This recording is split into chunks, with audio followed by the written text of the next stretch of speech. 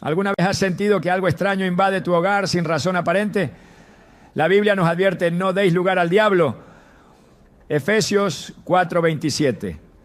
Esta instrucción no es simbólica, es literal.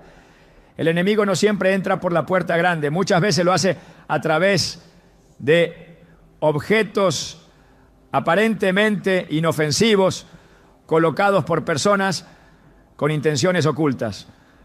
Las Escrituras nos muestran que tanto en el Antiguo como en el Nuevo Testamento, los objetos consagrados al mal fueron usados para traer destrucción, confusión y enfermedad sobre los hogares.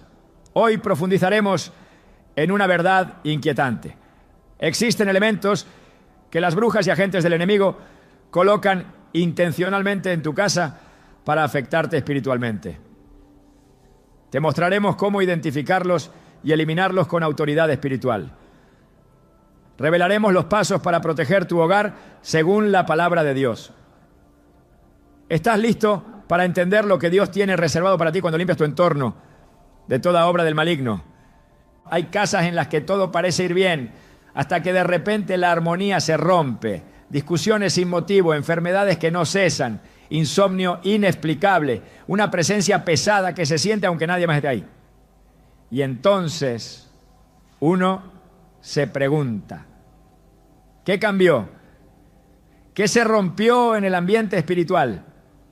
La respuesta muchas veces no está en lo visible, sino en lo espiritual, y más específicamente en lo que sin saberlo hemos dejado entrar.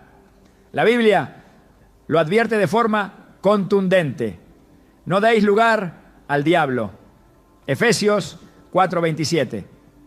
Este no es un simple consejo, es una advertencia urgente para proteger nuestras vidas, nuestras familias y nuestras casas de cualquier acceso que el enemigo pueda aprovechar. Porque lo cierto es que no todo lo que se introduce en un hogar llega solo con intenciones humanas.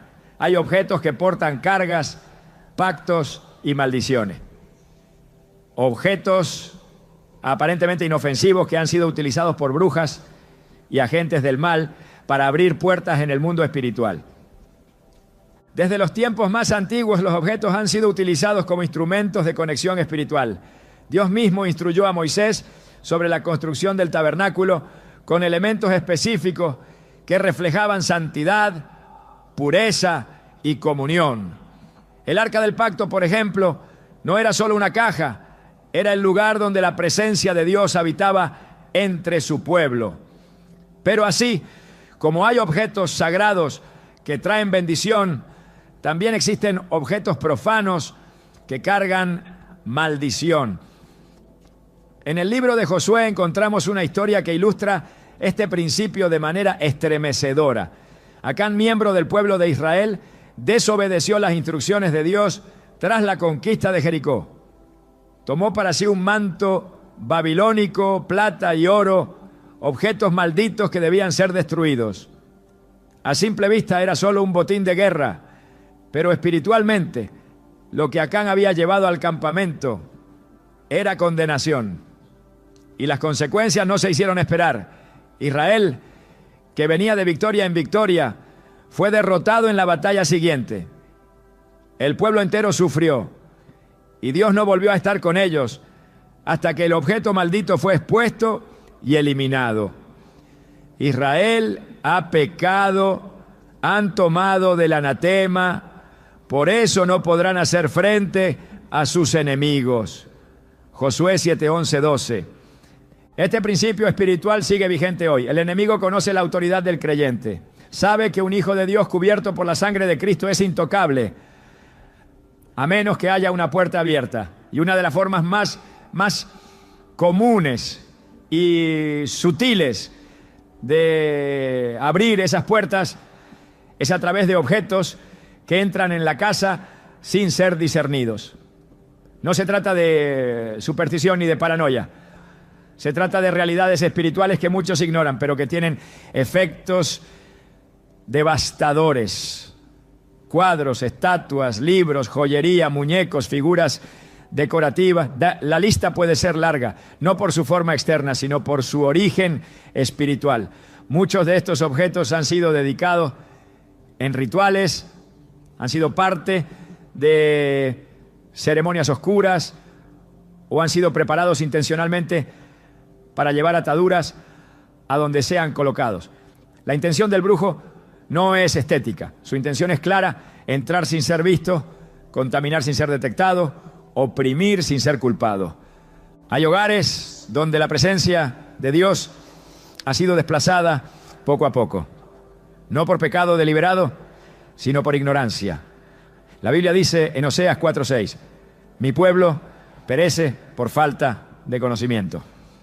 Y en este tema, la falta de conocimiento cuesta caro, porque mientras tú decoras tu sala con una figura que crees artística, el enemigo la usa como punto de contacto.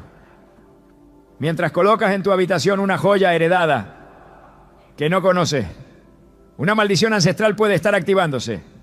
Mientras aceptas un objeto de segunda mano, sin discernimiento ni oración, puedes estar firmando la entrada legal del enemigo a tu espacio. El mundo espiritual es legalista. El diablo no puede entrar donde Dios reina, a menos que encuentre legalidad. Y esa legalidad se abre cuando el creyente permite en su entorno objetos que han sido utilizados para pactos, invocaciones o rituales contrarios a la voluntad de Dios. Tal como en el caso de Acán, no es el tamaño del objeto lo que importa, sino el tipo de carga espiritual que lleva. Algunos preguntan, ¿pero cómo saber si algo es maldito? La respuesta es, por sus frutos. Desde que ese objeto llegó hay opresión, enfermedades sin diagnóstico, ruidos extraños, ambientes pesados, discusión constante. Jesús enseñó que por los frutos conoceríamos las cosas. Y aunque no todo tiene raíz espiritual, muchas veces los síntomas invisibles revelan un origen más profundo de lo que parece. He conocido historias de familias que comenzaron a experimentar sombras por las noches después de haber aceptado como regalo un adorno traído de tierras donde se practica la santería. Personas que veían su economía quebrarse sin explicación desde que colocaron un cuadro místico en la oficina. Mujeres que sufrían constantes ataques espirituales en su habitación sin saber que debajo del colchón había una bolsita escondida colocada por alguien con intenciones oscuras. Nada es casualidad en el mundo espiritual. Y cuando algo no cuadra en lo físico, es necesario revisar lo espiritual. Porque a veces el origen del caos no está en una mala decisión financiera, sino en un objeto consagrado al enemigo que está contaminando todo lo que tocas. La Escritura es clara sobre cómo actuar en estos casos. En Hechos 19:19, muchos de los que habían practicado artes mágicas se convirtieron al Evangelio. Y lo primero que hicieron fue traer sus libros de hechicería y quemarlos públicamente. No los vendieron, no los regalaron, no los guardaron por si acaso, los destruyeron, porque entendieron que el poder de esos objetos no era simbólico, era real. Y la única forma de cortar con la opresión que traían era eliminarlos completamente. Este principio aplica hoy. No basta con guardar lo que es impuro, no basta con no usarlo más. Hay que romper el vínculo, destruir el punto de contacto, cancelar la legalidad. Muchos creyentes están orando por libertad mientras duermen al lado de cadenas espirituales. Están pidiendo restauración mientras conservan reliquias de prácticas paganas. Claman por sanidad mientras en la estantería tienen elementos que fueron parte de rituales satánicos, aunque lo ignoren. Y aquí es donde la ignorancia se vuelve arma del enemigo. Por eso es urgente despertar, abrir los ojos, examinar el hogar con la guía del Espíritu Santo y actuar con determinación. El enemigo odia los hogares cristianos. Su deseo es dividir, destruir y contaminar. Jesús lo dijo en Juan 10:10. El ladrón no viene sino para hurtar, matar y destruir. Pero Jesús vino para que tengamos vida, y vida en abundancia. Esta abundancia también incluye la paz en el hogar, la armonía familiar, el descanso en el alma, la claridad espiritual. Y nada de eso será posible si dejamos que el enemigo tenga un altar en medio de nuestra sala. Porque eso es lo que hacen estos objetos. Establecen pequeños altares al enemigo, aunque no los veamos con los ojos naturales. Y mientras estén allí, será difícil mantener una atmósfera limpia y un entorno espiritualmente sano. Hay una razón por la que Dios fue tan enfático con el pueblo de Israel en cuanto a no traer al campamento nada que hubiera sido ofrecido a otros dioses. Él sabía que esos objetos llevaban consigo no solo formas, sino presencias. Y donde hay presencia demoníaca, hay ruina. Así de sencillo, lo vemos una y otra vez en las Escrituras. Desde los ídolos que contaminaron el templo, hasta los objetos dedicados a Baal que trajeron juicio sobre las casas. Nada que esté ligado al reino de las tinieblas puede coexistir con la gloria de Dios. El aceite y el agua no se mezclan. La luz y las tinieblas no conviven. Es por eso que cuando una persona se consagra a Dios, también debe consagrar su casa, sus pertenencias, su entorno. No se puede vivir en dos reinos a la vez. Hay que elegir a quién le damos espacio. No se trata de vivir con miedo, sino con discernimiento. El Espíritu Santo nos fue dado para guiarnos a toda verdad. Si le pedimos, Él revelará si hay algo en nuestra casa que necesita ser eliminado. Si le pedimos, Él traerá convicción, mostrará lo que a nuestros ojos es invisible. Pondrá luz donde hay sombra.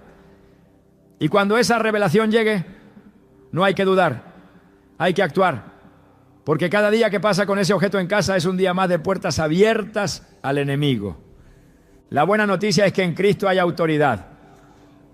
No importa cuán oscuro sea el objeto, no importa cuán fuerte fue el rito con el que fue consagrado, no importa cuántos años ha estado en tu casa. Cuando decides consagrar tu hogar a Dios y eliminar todo lo que no le pertenece, su poder es inmediato. La atmósfera cambia, el ambiente se limpia, la paz regresa, porque donde antes había un altar para el enemigo, ahora hay adoración al Dios vivo. Y eso transforma todo. Por eso, si en tu corazón hay inquietud al escuchar estas palabras, no la ignores. Es posible que el Espíritu Santo esté comenzando a mostrarte algo. Es posible que esté trayendo a tu memoria un objeto, un regalo, una decoración que siempre te pareció extraña. No lo ignores, no lo racionalices. Pide discernimiento, ora, y cuando lo identifiques, actúa. Tu hogar no está diseñado para ser depósito de maldición. Tu casa es terreno sagrado. Es espacio para la presencia de Dios, no para la opresión espiritual. El primer paso hacia la libertad es la conciencia. Y ahora que sabes que estos objetos pueden ser portales, ahora que entiendes que el enemigo puede usarlos para establecerse en tu espacio, tienes el poder de decidir. Como Josué dijo al pueblo: escoge hoy a quién servirás, pero yo y mi casa serviremos al Señor. Josué 24:15. Que esa sea también tu declaración. En el reino espiritual, nada es inocente. Cada objeto, cada forma, cada símbolo puede ser una representación de principios celestiales o una herramienta al servicio de las tinieblas.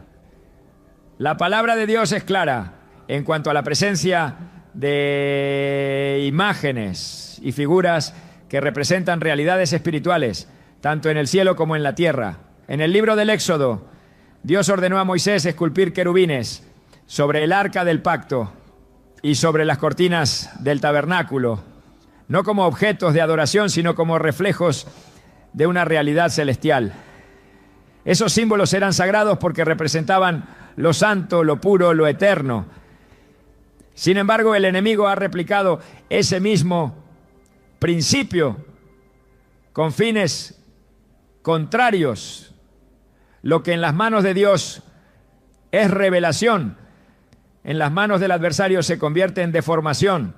Desde los primeros libros de la Biblia, el Señor advirtió a su pueblo sobre el uso de imágenes talladas que tuvieran una función espiritual. En Deuteronomio 7, 25 a 26, Dios declara: las esculturas de sus dioses quemarás en el fuego. No codiciarás plata ni oro de ellas para tomarlo para ti, para que no tropieces en ello, pues es abominación a Jehová tu Dios. No traerás cosa abominable a tu casa, para que no seas anatema como ella. Aquí el mandamiento no es figurado ni abierto a interpretación. Dios no permite que lo impuro comparta espacio con lo consagrado. La imagen tallada, si ha sido dedicada a dioses falsos o cargada espiritualmente, es una abominación, y llevarla al hogar es traer maldición. Hay símbolos y figuras que son diseñados específicamente para atraer, contener o canalizar energía espiritual contraria a Dios. El enemigo, siendo imitador de lo sagrado, ha desarrollado un lenguaje visual a través del cual opera en los hogares. Cada trazo, cada diseño, cada representación cargada de intención espiritual puede abrir puertas, incluso sin conocimiento del que lo posee. Esto es posible porque el mundo espiritual no responde únicamente a la intención del hombre, sino al origen del objeto y a los pactos que lo rodean. Una figura puede parecer decorativa, incluso bella, pero si ha sido concebida en un contexto ocultista, es capaz de establecer un vínculo real con fuerzas de oscuridad. La ignorancia no anula la legalidad espiritual. Por eso, lo que para el ojo natural puede parecer arte, para el mundo invisible puede ser un altar activo. La Biblia condena la idolatría en todas sus formas, no solo como la adoración consciente de una figura, sino también como la presencia tolerada de representaciones que evocan divinidades ajenas al Dios de Israel. El segundo mandamiento, registrado en Éxodo 20, 4 a 5, es categórico. No te harás imagen ni ninguna semejanza de lo que esté arriba en el cielo, ni abajo en la tierra. No te inclinarás a ellas, ni las honrarás. Este mandato no solo se refiere al acto de postrarse, sino también al hecho de permitir que esos objetos compartan espacio con la presencia del Dios vivo. Cuando en el corazón del hogar hay símbolos de culturas paganas, imágenes cargadas de misticismo o figuras asociadas a dioses extranjeros, se interrumpe la atmósfera espiritual que Dios desea establecer. El enemigo ha popularizado formas, íconos y símbolos que están presentes en millones de hogares sin levantar sospecha. Estas representaciones no fueron diseñadas al azar, han sido creadas a lo largo de siglos para ser portadoras de intenciones ocultas. Muchas de ellas derivan de religiones paganas, prácticas esotéricas o escuelas de pensamiento gnóstico que niegan la supremacía de Jesucristo. Su presencia en un entorno cristiano no es inofensiva, es una contradicción espiritual que afecta el fluir de la oración, contamina el ambiente y da acceso legal al adversario. La idolatría no necesita veneración para ser efectiva, basta con la presencia tolerada. En el libro de 2 Reyes 23, el rey Josías llevó a cabo una reforma profunda en Israel, destruyendo ídolos, derribando altares y eliminando todo objeto que pudiera usarse como instrumento de culto falso. Él no permitió que quedaran vestigios de aquello que ofendía a Dios. Esta actitud no fue extremista, fue obediente. La presencia de símbolos profanos en Jerusalén no solo era una afrenta a Dios, era la causa de la decadencia espiritual del pueblo. Josías entendió que no se puede esperar bendición mientras se tolera lo maldito. Esta misma verdad aplica a la del creyente. No se puede edificar un altar de oración mientras en el mismo espacio se encuentran representaciones de entidades contrarias al reino. Las figuras asociadas con animales míticos, criaturas con múltiples ojos, formas geométricas específicas o deidades antiguas no son meramente ilustraciones artísticas, son puertas abiertas. Algunas han sido utilizadas durante siglos en prácticas de invocación, en rituales de iniciación o en ceremonias dedicadas al ocultismo. La forma puede cambiar, el nombre puede variar, pero la raíz espiritual permanece. Traer una figura como esa al hogar, aunque sea por curiosidad o por aprecio estético, es introducir un agente de contaminación espiritual. Y esa contaminación no permanece pasiva. Afecta la atmósfera, genera resistencia a la oración, interfiere con la adoración, alimenta pensamientos oscuros y en muchos casos establece ciclos de confusión, opresión o estancamiento. El pueblo de Dios está llamado a ser santo, apartado, radicalmente diferente en su manera de vivir, de hablar, de vestir y también de decorar. No se trata de vivir con temor, sino con discernimiento. El creyente no puede permitir que figuras cuya fuente espiritual proviene de la oscuridad tengan un lugar en su mesa, en su repisa o en su dormitorio. Lo que entra en el hogar afecta el ambiente del alma. Lo que decora las paredes moldea lo que habita el espíritu. Por eso Pablo instruyó a los corintios diciendo: ¿y qué acuerdo hay entre el templo de Dios y los ídolos? Porque vosotros sois templo del Dios viviente. 2 Corintios 6:16. Si el cuerpo es templo, cuanto más lo es el hogar que el creyente consagra al Señor. La influencia espiritual de las figuras va más allá de lo visible. Algunas son portadoras de maldiciones generacionales. Otras son utilizadas como anclas para establecer vigilancia espiritual demoníaca. Hay representaciones que sirven como canales de transferencia de espíritus, donde la sola presencia activa manifestaciones que afectan el descanso, las relaciones y la prosperidad. En los tiempos bíblicos, los ídolos no eran simples esculturas, eran centros de actividad espiritual. Donde había un ídolo, había influencia. Donde había influencia, había esclavitud. Y donde había esclavitud, había juicio. Este principio es inmutable.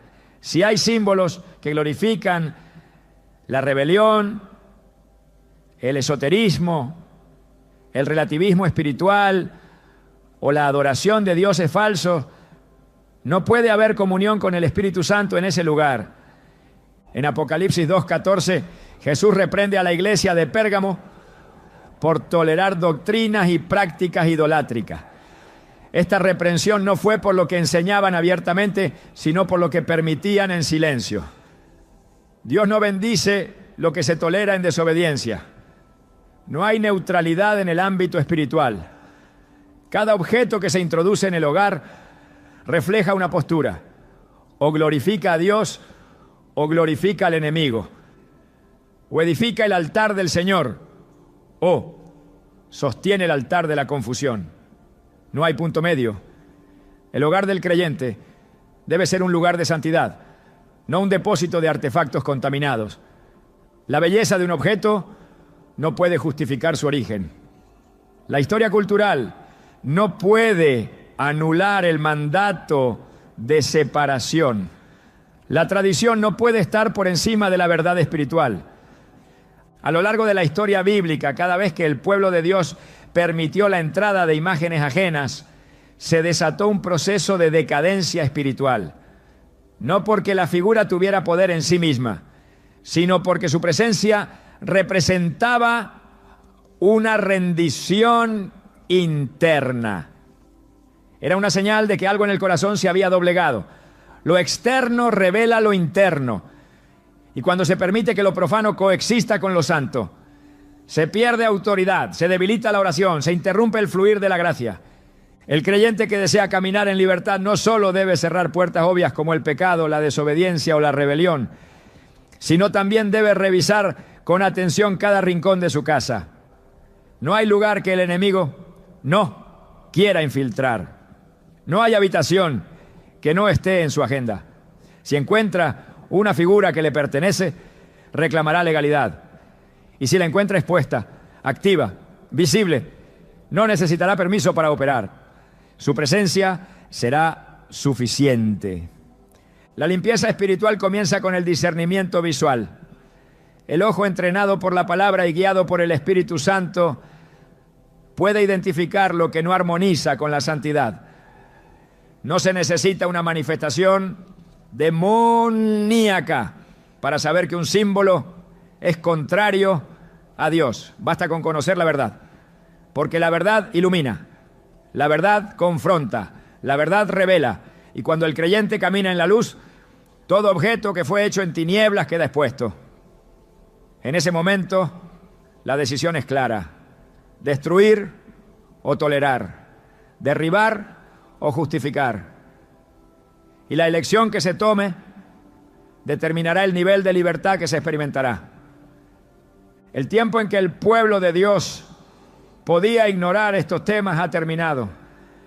Vivimos días donde las tinieblas avanzan sin pudor y donde la batalla espiritual se libra incluso en los detalles. Los símbolos son parte de esa batalla. No son simples dibujos, son declaraciones espirituales. Cada uno proclama un reino, el reino de Dios o el reino de las tinieblas. Y cuando esos símbolos son introducidos al hogar, se convierten en embajadores espirituales del reino que representan. Por eso, si se desea vivir bajo la cobertura de Dios, es necesario examinar con rigurosidad qué imágenes están siendo toleradas. No se puede pedir protección mientras se honra lo impuro. No se puede declarar victoria mientras se convive con lo que representa derrota. No se puede caminar en autoridad mientras se conservan símbolos de opresión. La santidad no es una opción, es una condición para la presencia. Y donde hay presencia de Dios, no hay espacio para lo que Él aborrece. Uno de los métodos más silenciosos y eficaces que el enemigo utiliza para infiltrar hogares consagrados a Dios es el disfraz de la generosidad. El regalo, en apariencia inofensivo, ha sido empleado desde tiempos antiguos como medio de transferencia espiritual. El enemigo conoce la naturaleza emocional del ser humano, su inclinación a confiar en aquello que viene envuelto en amabilidad o afecto, y lo usa para traspasar fronteras que de otra forma le estarían prohibidas. La Escritura enseña que incluso Satanás se disfraza como ángel de luz, 2 Corintios 11:14.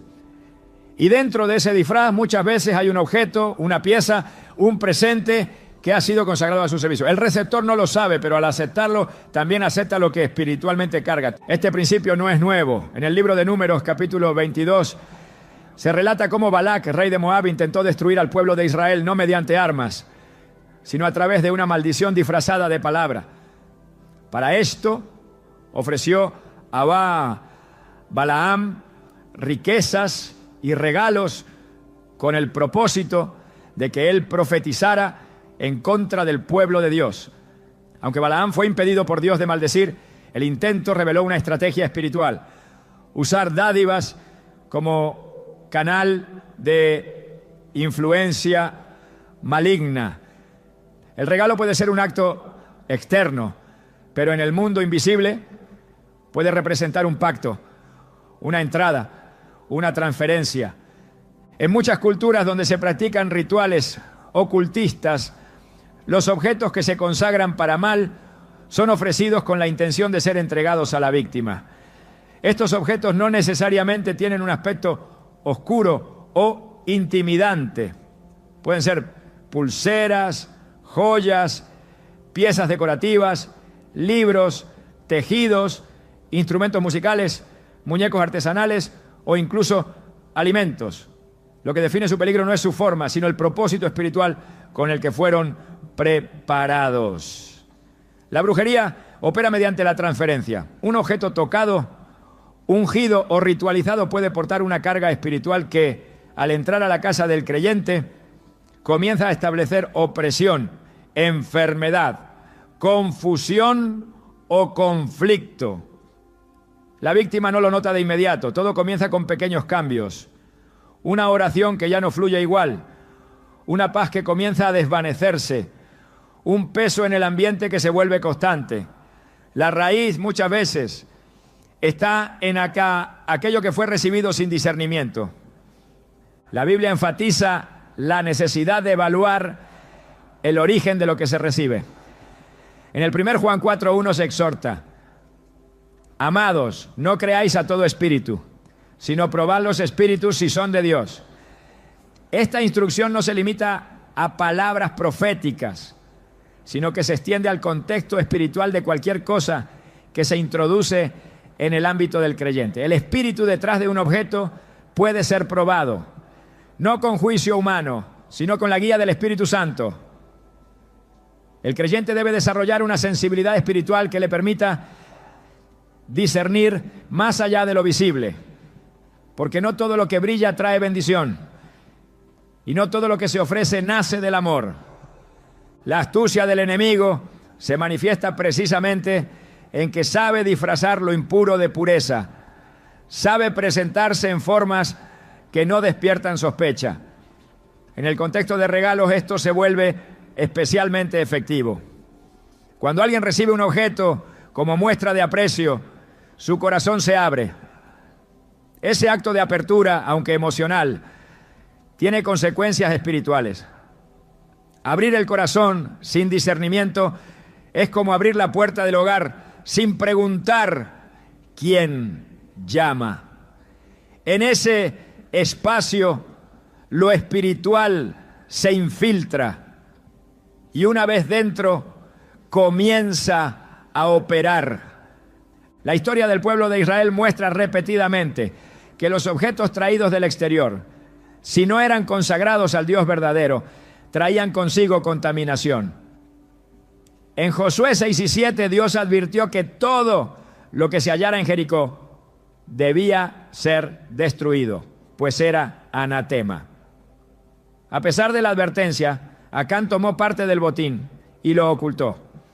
Su acto fue visto por Dios como una traición espiritual. El juicio no fue solo sobre él, sino sobre toda la nación. Esta historia establece un principio inquebrantable. Lo que ha sido tocado por lo maldito, al entrar en contacto con lo consagrado, genera conflicto espiritual. El regalo que parece inocente puede, si fue preparado en rebelión, desatar caos en lo que estaba en orden. El enemigo ha perfeccionado esta estrategia, especialmente en ambientes donde el discernimiento ha sido apagado. En un mundo que valora lo estético sobre lo espiritual, es fácil justificar la permanencia de un objeto porque fue obsequio de alguien querido, porque representa un recuerdo o porque su apariencia no sugiere peligro alguno. Pero el mundo espiritual no opera por apariencia, opera por esencia. Si el origen de un objeto fue la brujería, el espiritismo, el esoterismo o la manipulación espiritual, ese objeto no puede ser neutralizado con indiferencia. Su presencia es una puerta abierta y mientras esté en el hogar, el enemigo encontrará un lugar desde donde operar. El principio de santificación implica separación. Cuando algo ha sido apartado para Dios, no puede compartir espacio con lo que fue apartado para el mal. Esta es una verdad espiritual que trasciende culturas, épocas,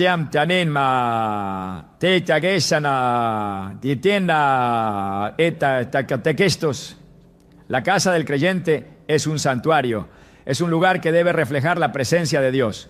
Permitir que objetos ritualizados o espiritualmente contaminados entren, aunque sea a través de un regalo, es romper el cerco espiritual. No por ignorancia, sino por falta de vigilancia. Por eso Jesús enseñó en Mateo 24:43. Si el padre de familia supiera a qué hora habría de venir el ladrón, velaría y no dejaría minar su casa.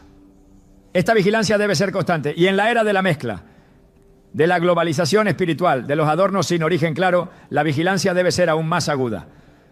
Aceptar un regalo cargado espiritualmente puede equivaler, en términos bíblicos, a hacer alianza con lo oculto. No siempre de manera consciente, pero sí efectiva. En el Antiguo Testamento, cuando el pueblo de Dios recibía bienes de naciones paganas sin consagrarlos al Señor, esos bienes terminaban por contaminar el campamento. El oro, la plata, las vestiduras, incluso los utensilios, si habían sido usados en contextos idolátricos, debían ser purificados o destruidos. No había espacio para el sentimentalismo. La limpieza espiritual era prioritaria porque la santidad era una condición para la presencia de Dios. El creyente no está llamado a juzgar a quien entrega el regalo, sino a evaluar el contenido espiritual de lo que se recibe. No todo regalo es una bendición. Algunos, aunque ofrecidos con sonrisas, son portadores de maldición. Y el hecho de que provengan de personas cercanas no exime su influencia. El enemigo no siempre usa extraños. A menudo opera a través de los vínculos más próximos, sabiendo que ahí se encuentra menor resistencia. Pero donde hay discernimiento, hay defensa. Y donde hay obediencia, hay victoria. Cada objeto que entra en el hogar debe ser sometido a la luz de la palabra y a la guía del Espíritu. No por legalismo, sino por protección. La atmósfera espiritual del hogar no debe ser alterada por lo que otros consideran inofensivo. Porque lo que se recibe sin filtro puede volverse un canal de opresión. Y una vez dentro, la carga espiritual no se detiene hasta que se rompe su legalidad. La responsabilidad del creyente es velar. Velar no solo en la oración, sino también en la revisión constante de todo lo que entra en su entorno. Así como el sacerdote del antiguo pacto examinaba minuciosamente cada ofrenda, cada utensilio y cada vestidura del templo. El cristiano debe examinar con igual celo lo que se incorpora a su casa. La santidad no se conserva por accidente, se preserva mediante decisiones conscientes y firmes. No se puede orar por paz en un lugar donde se tolera la presencia de lo maldito.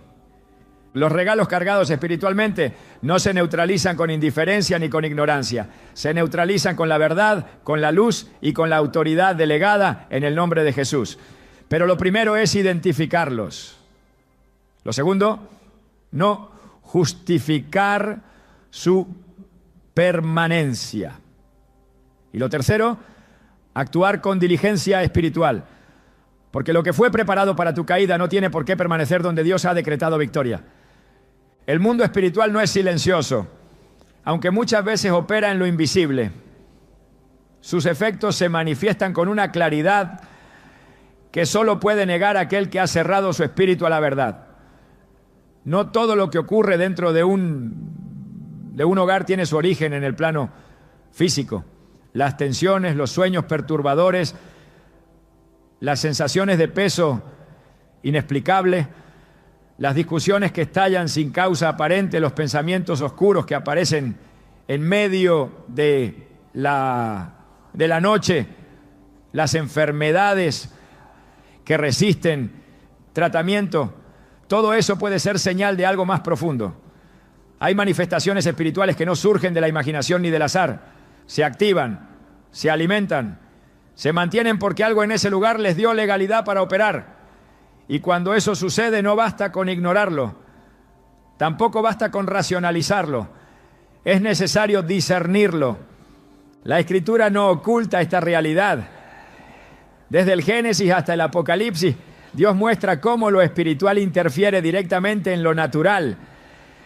El ambiente de un lugar puede cambiar cuando lo santo entra, pero también cuando lo profano se instala. Así como la presencia de Dios llenaba el tabernáculo con gloria, así también la presencia de lo impuro puede llenar un espacio con opresión. No se trata de simbolismo, es manifestación real.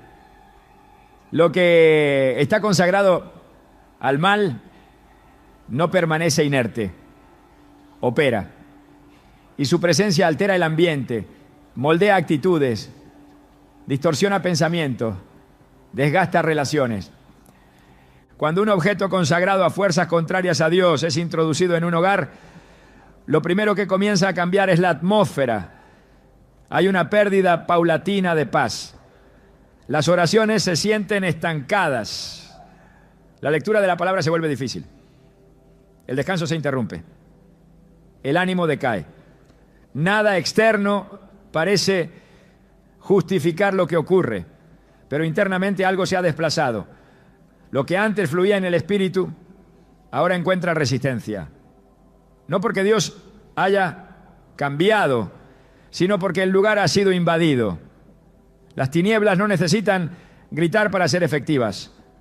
Su estrategia preferida es instalarse en silencio, volverse parte del paisaje, operar sin ser detectadas.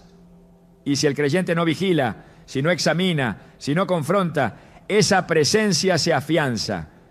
En 1 Samuel 16:14 se relata que el espíritu de Jehová se apartó de Saúl y un espíritu malo comenzó a atormentarlo.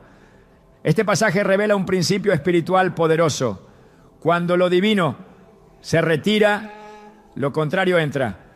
No puede haber vacío. No existe tal cosa como un ambiente espiritualmente neutro. O está lleno del Espíritu Santo o está siendo ocupado por otra influencia. Y lo que determina qué espíritu opera en un lugar no es la apariencia externa del hogar, sino su contenido espiritual. ¿Qué se tolera? ¿Qué se permite? ¿Qué objetos están presentes? ¿Qué puertas están abiertas? La Biblia también habla de la importancia del ambiente espiritual de los lugares. En el caso del profeta Eliseo, se construyó una habitación específica para que él pudiera descansar y orar con libertad. Esa habitación fue bendecida porque el ambiente era consagrado, preparado, limpio. En contraste, en Marcos 5, cuando Jesús entra en la región de Gadara, lo primero que encuentra es un hombre poseído que habitaba entre sepulcros. El territorio estaba espiritualmente cargado. No era casualidad. Los demonios habían tomado espacio y su presencia no solo afectaba al hombre, sino también a la atmósfera del lugar, tanto que los habitantes temían, evitaban, se alejaban. Lo espiritual no se ve, pero se siente. Y cuando la atmósfera está contaminada, la evidencia no se manifiesta solo en el cuerpo, sino en la mente, en el ánimo, en las emociones, en los vínculos. Un hogar que ha sido invadido por objetos malditos no siempre mostrará una manifestación dramática. El enemigo sabe cuándo debe esconderse. Su propósito es permanecer el mayor tiempo posible sin ser desalojado. Por eso se manifiesta con síntomas que se atribuyen fácilmente al estrés, a las emociones, a las circunstancias. Pero tras el velo de lo aparente hay un espíritu que opera, la opresión nocturna, la sensación de que alguien observa, los susurros en la oscuridad, las sombras que cruzan el pasillo, los olores sin fuente natural, los aparatos eléctricos que se encienden solos, los animales que reaccionan sin explicación. Todo eso puede ser señal de que algo no fue bienvenido, pero entró. Y si entró es porque encontró una puerta. No se trata de superstición, se trata de principios espirituales. En Hechos 19, 11 a 12, Dios hacía milagros extraordinarios por medio de Pablo. Incluso pañuelos y delantales que él tocaba eran llevados a los enfermos y las enfermedades se iban. Pero no solo las enfermedades, también los espíritus malos salían. Si un objeto puede ser cargado de unción, también puede ser cargado de maldad. Lo que ha sido consagrado a las tinieblas transporta consigo esa carga. Y una vez dentro del hogar se convierte en un centro de actividad. No siempre se necesita un ritual satánico para provocar esto. A veces basta con un símbolo, una figura, un amuleto.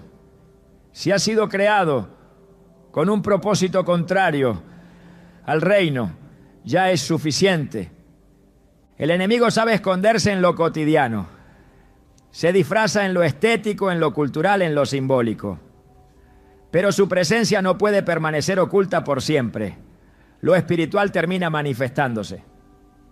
Si hay confusión mental, que se intensifica sin razón, si hay división entre los miembros del hogar sin causa clara, si hay una tristeza que se vuelve persistente, si los sueños son turbios o violentos, si los niños temen entrar a ciertas habitaciones, si la oración se convierte en lucha estéril, todo eso debe ser tomado en serio. No se trata de miedo, sino de alerta.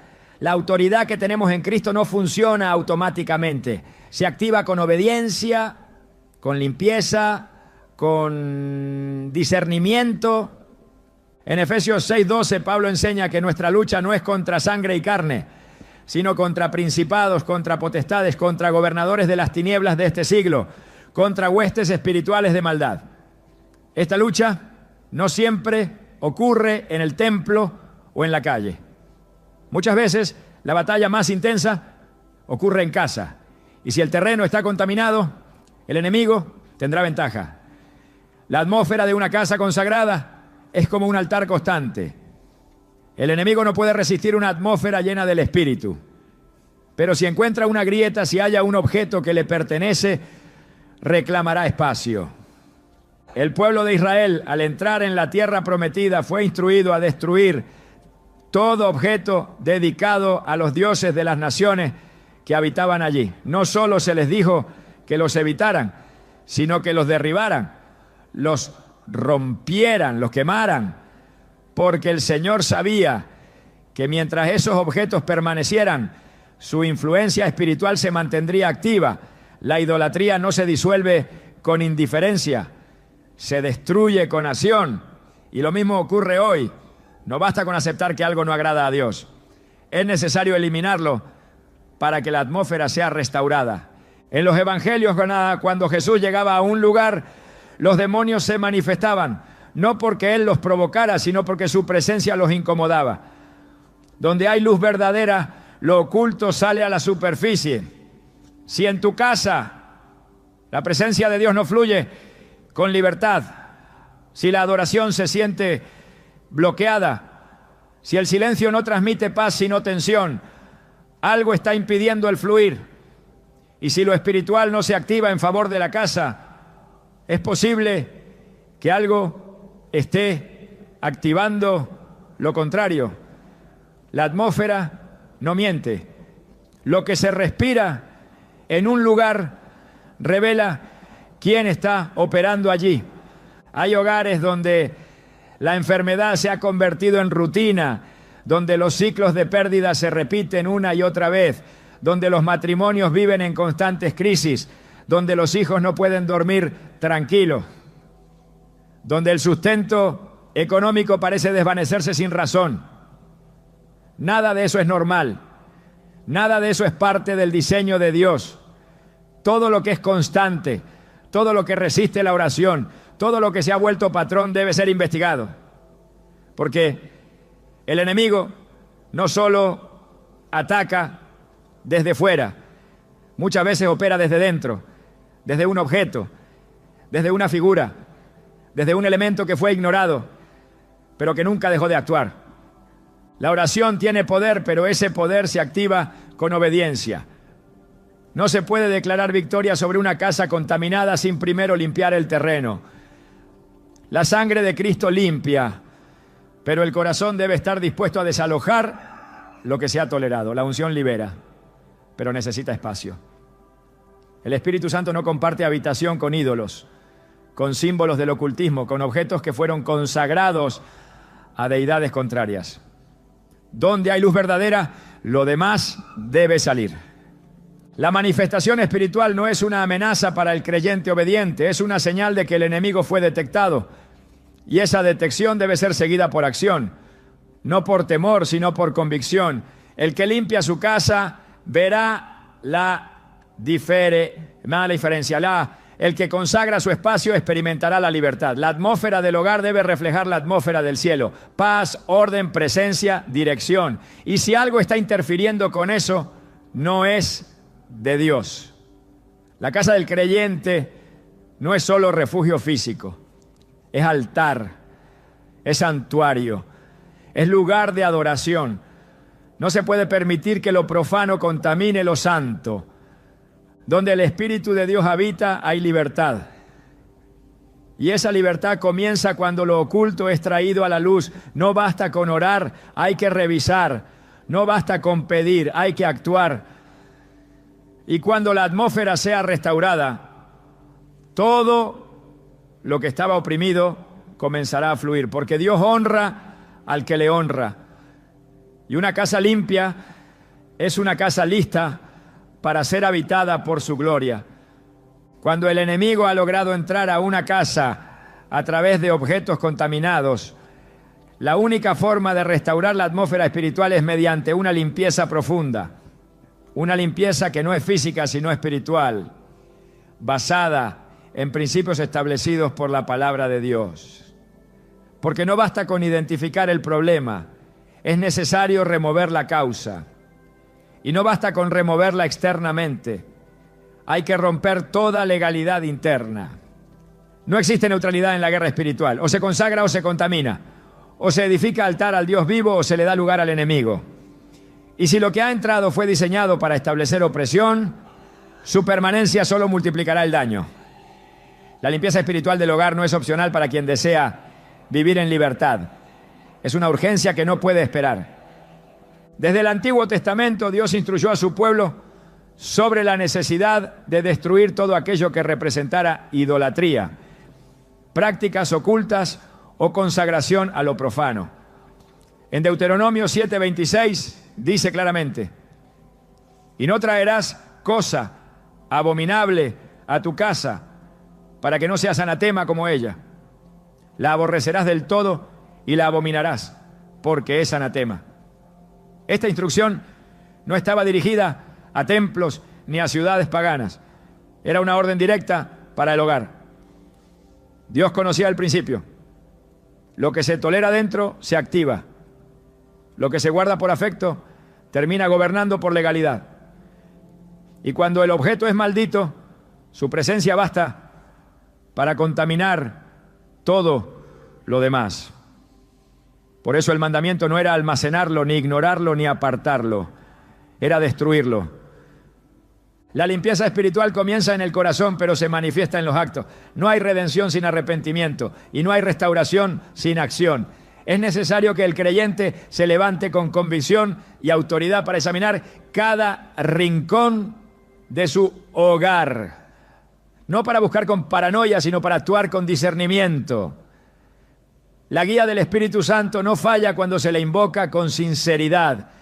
Él revela, Él confronta, Él dirige. Lo que a los ojos naturales puede parecer decoración, para el Espíritu de Dios puede ser una estructura de opresión. Y si es así, debe salir. La autoridad de Cristo en el creyente se activa cuando hay obediencia. Y obedecer significa renunciar a todo lo que está en desacuerdo con el reino. En Hechos 19, se describe cómo aquellos que practicaban artes ocultas al recibir el mensaje del Evangelio no solo creyeron, sino que trajeron sus libros de magia y los quemaron públicamente. El detalle es importante. No los escondieron, no los regalaron, no los vendieron, los destruyeron, porque entendieron que la conexión espiritual con esos objetos no podía romperse con distancia, sino con eliminación. No se trata de un acto simbólico, se trata de un corte legal en el ámbito espiritual. Lo que fue creado para el mal no puede permanecer donde se invoca el nombre de Dios. Lo que fue dedicado a las tinieblas no puede coexistir con la luz. Y lo que representa una alianza con el enemigo debe ser desarraigado sin demora. El hogar debe ser revisado habitación por habitación, con oración, con la palabra en mano y con autoridad espiritual. Cada objeto, cada imagen, cada libro, cada símbolo, cada elemento decorativo debe ser examinado bajo la luz del Espíritu. Si su origen es dudoso, si su simbolismo es esotérico, si fue traído de contextos ritualistas o si genera inquietud en el espíritu, su lugar no es en el hogar del creyente. Lo que no glorifica a Dios no tiene cabida. Y lo que sirve como canal para el enemigo debe ser removido sin contemplación. No se trata de temer, sino de limpiar. La limpieza espiritual no es un acto de desesperación, sino una declaración de pertenencia. El creyente que limpia su casa está diciendo: este territorio le pertenece al Señor. Y esa declaración tiene peso en el mundo espiritual. Donde antes había legalidad para la opresión, ahora hay protección por el pacto. Donde antes había acceso para el mal, ahora hay cobertura divina. La atmósfera cambia cuando la presencia de Dios encuentra un espacio preparado. Y ese espacio se prepara con obediencia radical. La oración que acompaña a este proceso no es cualquier oración. Es una proclamación de autoridad, es un clamor por santidad, es una confesión de entrega. El creyente no ora para ver si algo sucede. Ora porque tiene la certeza de que el poder de Dios ya ha sido liberado. En Santiago 5:16 está escrito: la oración eficaz del justo puede mucho.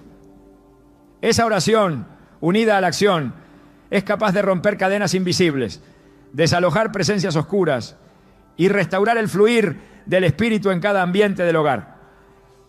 El aceite, símbolo bíblico de consagración, puede ser utilizado como señal profética, no por superstición, sino por fe. En Éxodo 40, Dios mandó ungir con aceite todo el tabernáculo, cada utensilio, cada espacio.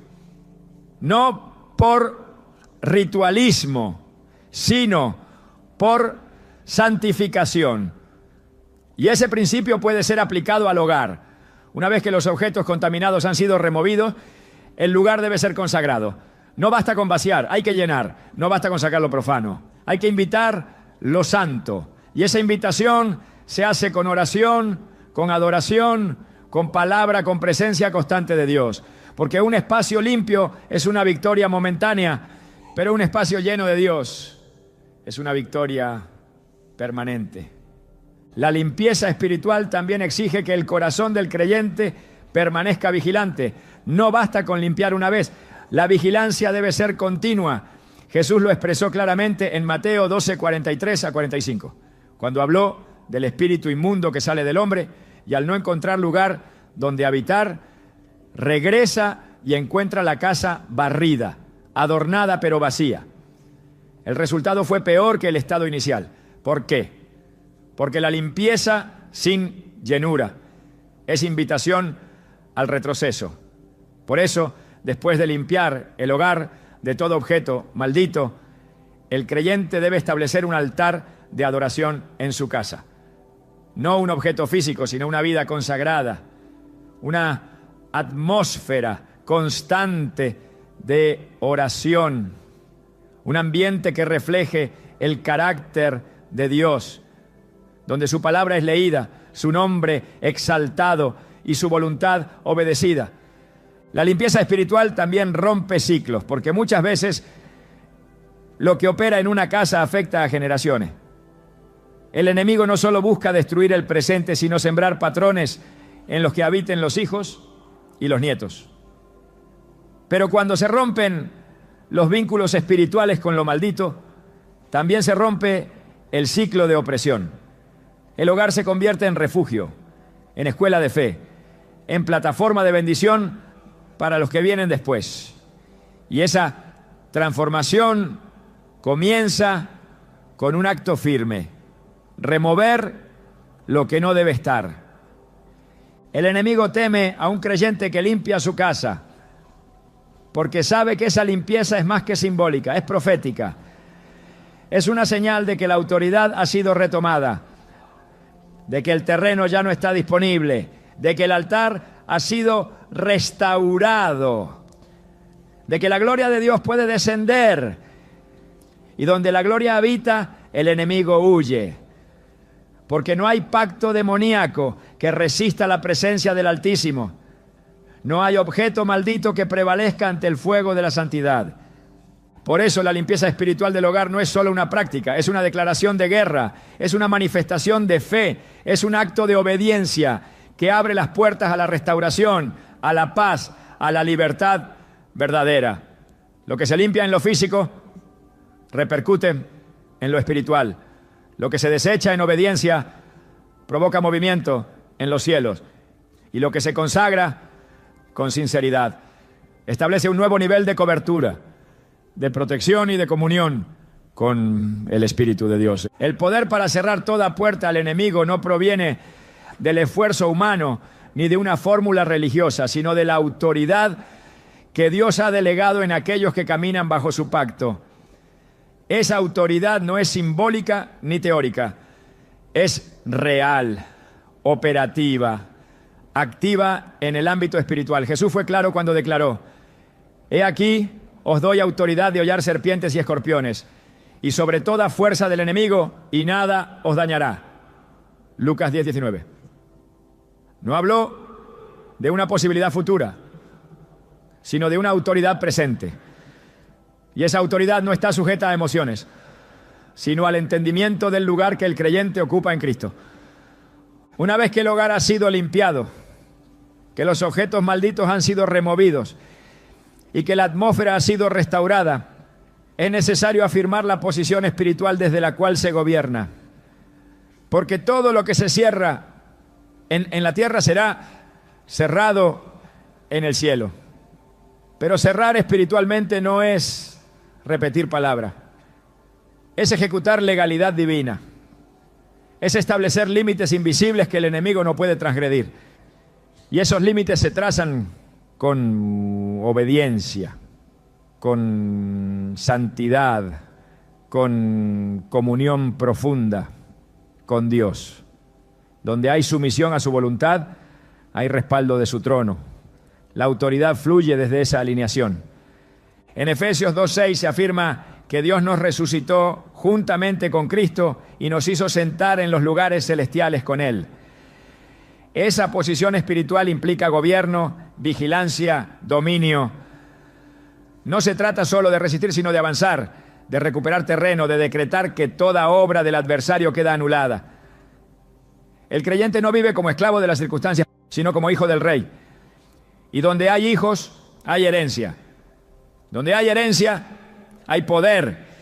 Y donde hay poder, hay libertad. Esa libertad no es tolerancia con las tinieblas, es confrontación directa. Es establecer que ninguna fuerza ajena al reino tiene derecho a operar dentro del territorio consagrado a Dios. La casa que ha sido santificada debe mantenerse bajo cobertura. La oración constante, la adoración sincera y la proclamación de la palabra son pilares que refuerzan la autoridad ya otorgada. Pero incluso más que eso, es la vida íntegra la que sostiene esa autoridad. No se puede ejercer dominio espiritual con puertas abiertas al pecado. Por eso, el que cierra al enemigo, también se cierra al mundo. El que levanta murallas, también levanta el altar. Y desde ese altar, todo lo que es contrario al Espíritu de Dios debe huir. El enemigo no resiste a una casa que se sostiene en la verdad. Una casa que ha sido limpiada, consagrada y gobernada por la palabra es territorio prohibido para toda influencia demoníaca. Y es allí, en esa atmósfera de pureza y autoridad, donde la presencia de Dios habita sin impedimento y con poder creciente. Una casa no es solo el lugar donde se habita, es el reflejo visible de una estructura invisible. Cada rincón habla, cada ambiente comunica, cada objeto tiene voz en el mundo espiritual. Cuando Dios bendice un hogar, no lo hace solo por sus paredes, sino por el altar que allí se levanta. El enemigo también lo sabe. Por eso su ataque no es solamente contra personas, sino contra espacios. Porque el espacio donde habitas puede convertirse en la plataforma de tu crecimiento espiritual o en el campo minado que retrasa tu llamado. No se trata solo de identificar lo que el enemigo coloca, sino de entender lo que Dios quiere establecer. La Escritura revela que donde Dios habita, el entorno se transforma. La casa de Obed-Edom fue bendecida por contener el arca del pacto. Pero lo que trajo bendición no fue la madera ni el oro del arca, sino la presencia. Y esa presencia solo descansa donde hay honra, donde hay santidad, donde hay orden espiritual. El enemigo lucha por ensuciar esos lugares porque sabe que si contamina el altar, interrumpe el fuego. Si logra apagar la adoración, debilita la visión. Si logra instalar una atmósfera adversa, bloquea el propósito. No es un ataque al azar, es una estrategia dirigida. Por eso, más allá de limpiar, de identificar o de cerrar puertas, hay un llamado superior: construir un hogar donde Dios se deleite. No solo un lugar sin maldición, sino un lugar lleno de gloria. Porque expulsar lo impuro es solo el principio. Lo más poderoso ocurre cuando el espacio se llena de la presencia del Altísimo, cuando las conversaciones reflejan fe, cuando los muros escuchan cánticos, no quejas, cuando la atmósfera provoca descanso en el alma y dirección en el espíritu. Ese es el diseño del cielo para la casa del creyente. En un mundo donde las tinieblas avanzan sin vergüenza, tener un hogar encendido por la luz de Dios es más que necesario, es urgente. La casa se convierte en el primer altar antes que el templo. Es donde se libra la primera batalla y donde también debe surgir la primera victoria. Lo que se permite dentro define lo que se proyecta afuera. Si el altar está vivo, la familia prospera. Si el altar está caído, el enemigo encuentra acceso. Hoy el llamado no es solo a eliminar lo que el enemigo trajo, es a establecer lo que Dios anhela. Que tu casa sea antorcha, no solo refugio. Que sea plataforma, no solo protección. Que sea trinchera, no solo descanso. Porque el hogar del justo no es un lugar pasivo. Es un territorio profético, diseñado para provocar el avance del reino. ¿Estás listo para que tu casa no solo esté limpia, sino que se convierta en un lugar donde la gloria de Dios repose con poder? Ese es el verdadero objetivo y ese es el verdadero llamado.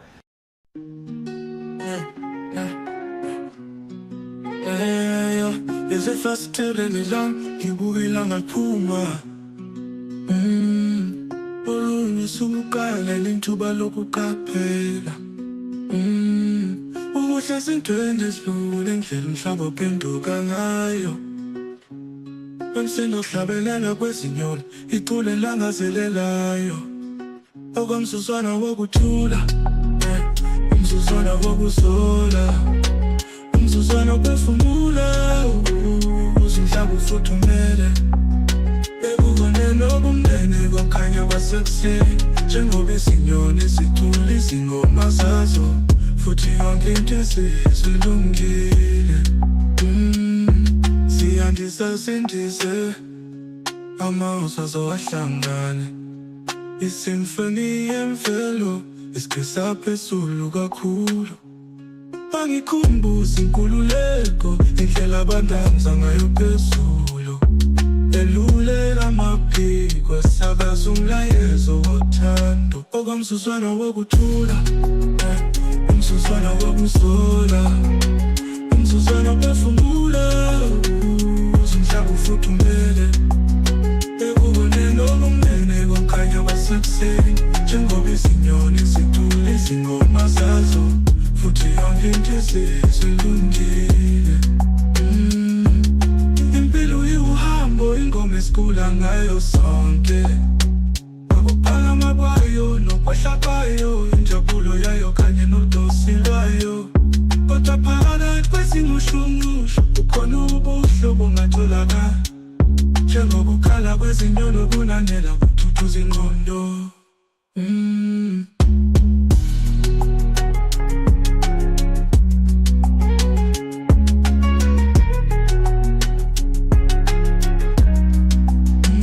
Umzuzwana wokuthula, umzuzwana wokuzola, umzuzwana ophefumula, umhlaba ufuthumele, ekuboneni okumnene kokukhanya kwasekuseni, njengoba izinyoni zikhula izingoma zazo, futhi yonke into esizilungile.